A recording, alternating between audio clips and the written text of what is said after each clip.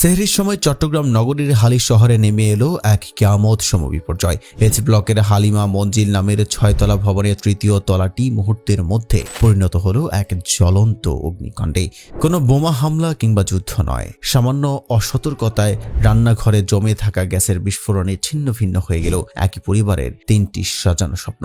ঘটনাটি কেবল একটি দুর্ঘটনা নয়, এটি এক নির্মম ট্র্যাজেডি। এই ফ্ল্যাটে আগে থেকেই 2 ভাই তাদের পরিবার নিয়ে থাকতেন। ভাগ্যের কি নির্মম পরিহাস! সম্প্রতি সুদূর পর্তুগাল থেকে আরেক ভাই চিকিৎসার জন্য পরিবার সহ দেশে ফিরেছিলেন এবং আপন ভাইদের সাথেই এই বাসায় উঠেছিলেন। কথা ছিল সবাই মিলে আনন্দের সঙ্গে সময় কাটাবেন, কিন্তু এক নিমিষেই সব শেষ।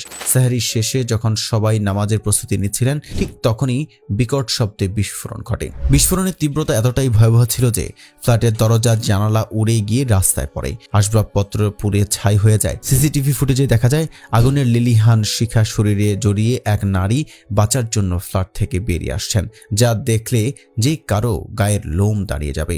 দগ্ধ 9 জনের অবস্থা অত্যন্ত আশঙ্কাজনক।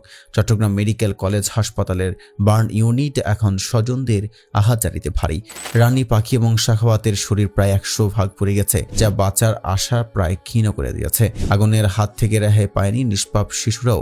আয়েশা, আয়মান, আনাস এবং শিবন, সুমন ও শাওন সবারই শ্বাসনালী মারাত্মকভাবে ক্ষতিগ্রস্ত হয়েছে। ফায়ার সার্ভিস নিশ্চিত করেছে এটি কোনো সিলিন্ডার বিস্ফোরণ ছিল না, বরং কর্ণফুলী গ্যাস ডিস্ট্রিবিউশন কোম্পানির লাইনের লিকেজ থেকে রান্নাঘরে গ্যাস জমে এই ভয়াবহতার সৃষ্টি হয়েছে। হালি শহরের এই ঘটনা আমাদের দেখিয়ে দিচ্ছে আমাদের সামান্য অবহেলা কতটা বড় বিপদ ডেকে আনতে পারে।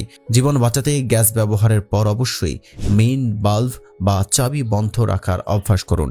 রাতে ঘুমানোর আগে বা বাহিরে যাওয়ার আগে নিশ্চিত হন যে চুলা বন্ধ আছে কিনা। গ্যাসের গন্ধ পেলে ভুলেও বৈদ্যুতিক সুইচ বা দিয়াশলাই জ্বালাবেন না, বরং দ্রুত দরজা জানালা খুলে দিন।